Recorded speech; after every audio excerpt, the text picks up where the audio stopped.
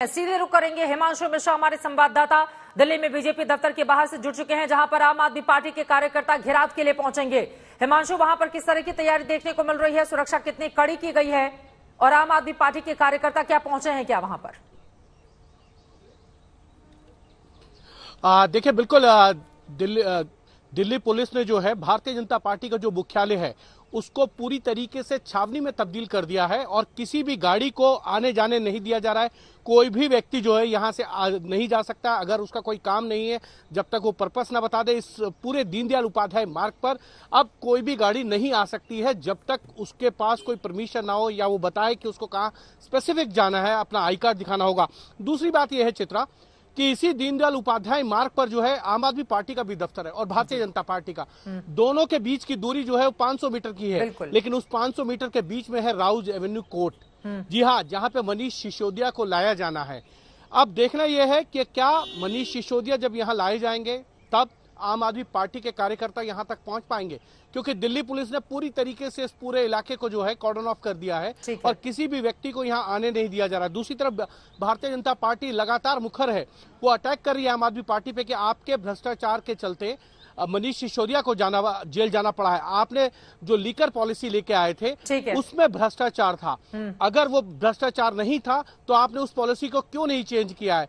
तमाम तरीके की चीजों को लेकर भारतीय जनता पार्टी ये बहुत अच्छी तरीके से जानती है कि आम आदमी पार्टी के ऊपर भ्रष्टाचार के आरोपों को लेकर अगर वो अटैक करेगी तो इसका फायदा उसे मिलेगा। लेकिन आम आदमी पार्टी के लिए दुविधा ये है कि एक तरफ मनीष सिसोदिया जो है वो जेल में चले गए हैं और दूसरी तरफ जो है अब दिल्ली नगर निगम को लेकर जो है, मैं लौट रही हूं हिमांशु आपके पास। यकीनन दिल्ली की लड़ाई अब काफी तेजी से आगे की ओर बढ़ती हुई चली जा रही है। 24 का चुनाव भी नजदीक है। दिल्ली में 7 लोकसभा की सीटें हैं, बीजेपी जिस पर काबिज है, आम आदमी पार्टी उन्हीं पर अपने दावे के लिए इस तरह का प्रदर्शन और सख्ती की पूरी पुरजोर आजमाइश कर रही है। लेकिन बीजेपी का कहना है इसमें कामयाबी नहीं मिलेगी।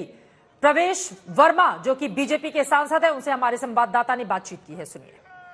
जो कल गिरफ्तारी हुई है मनीष सिसोदिया की, ये दिल्ली की जनता की बहुत बड़ी जीत है। मैं सारी जांच एजेंसीज को बधाई देता हूं उनके कार्य के लिए कि उन्होंने इतने लंबे इन्वेस्टिगेशन के बाद आज जो मेन इसका मास्टरमाइंड था उसको पकड़ा और अभी जो इनके सुपर बॉस है अरविंद केजरीवाल, अभी उनका पकड़ा जाना बाकी है।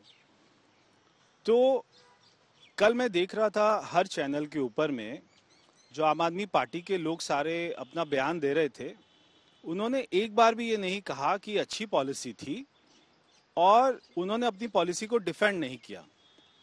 अगर पॉलिसी अच्छी थी तो आपने वापस क्यों की? आपने 140 करोड़ रुपया प्राइवेट प्लेयर का वापस क्यों किया? आपने कमीशन 2% से 12% क्यों बढ़ाया? एक बार भी उन्होंने इस बात का जवाब नहीं दिया। तो कल हर चैनल के ऊपर में अपनी शिक्षा का ढिंढोरा पीटते हुए एक मंत्री इनका ट्वीट करता है, शिक्षा में बहुत अच्छा किया, तो अरविंद केजरीवाल उसको कोट करते हैं कि सारे लाखों हमारे बच्चों की दुआएं वो हमारे उप मुख्यमंत्री के साथ हैं, मनीष सिसोदिया के साथ है। तो ये ड्रामा नहीं चलेगा। अगर आपके ऊपर में शराब घोटाले के आरोप लगे हैं तो आपको शराब के ऊपर ही जवाब देना पड़ेगा।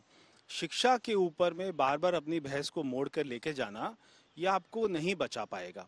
तो जैसे सत्येंद्र जैन जी जब हुए गिरफ्तार, वो हमारे दिल्ली के स्वास्थ्य मंत्री थे, तो उन्होंने कहा क्योंकि उन्होंने हॉस्पिटल में बड़ा अच्छा काम किया इसलिए उसको गिरफ्तार कर लिया गया, और वो गिरफ्तार हुए थे हवाला के कारोबार में।